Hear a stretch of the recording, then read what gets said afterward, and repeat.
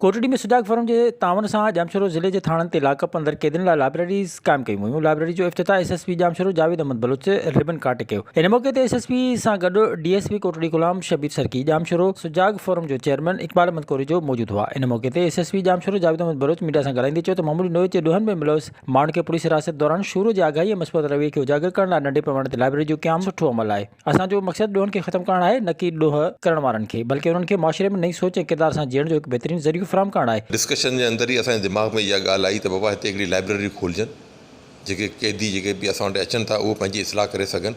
पोइ उनमें असां कुझु किताबूं जेके आहिनि चूज़ कयूं, हिकिड़ी इस्लामियाती किताबूं जेको इस्लामी तरफ़ उन्हनि खे राग़िब आहिनि, ॿियो पाकिस्तान जे बारे में उहे किताबूं जेके पाकिस्तान जे लोकल कम्यूनिटी या ट्राइब जेतिरा बि आहिनि उन्हनि जे बारे में हुजनि, ऐं टियों हेल्थ जे बारे में उहा असां रखियूं उन्हनि खे। पोइ हाणे जेके बि ईंदा कैदी असां कोशिशि इहा कंदासीं त जे अनपढ़ आहिनि त अहिड़ो को माण्हू मिली वञे जेको उन्हनि खे थोरो घणी ॿुधाए, ऐं जेके पढ़ियल लिखियल हूंदा उहे जेका किताब बि डिमांड कंदा उहा कहिड़े बि तरीक़े सां, छो कि असां वटि कैदी अचनि था फॉर लिमिटेड पीरियड जे लाइ।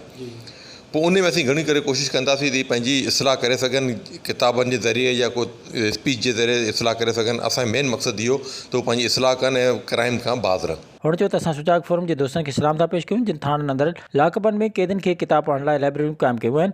असां कोशिशि कंदासीं त ज़िले जे समूरनि थाननि अंदरि लाइब्रेरियूं क़ाइमु कयूं वञनि। विज़िट कयो अवामी आवाज़ मीडिया ग्रुप जी वेबसाइट awamiawaz.pk।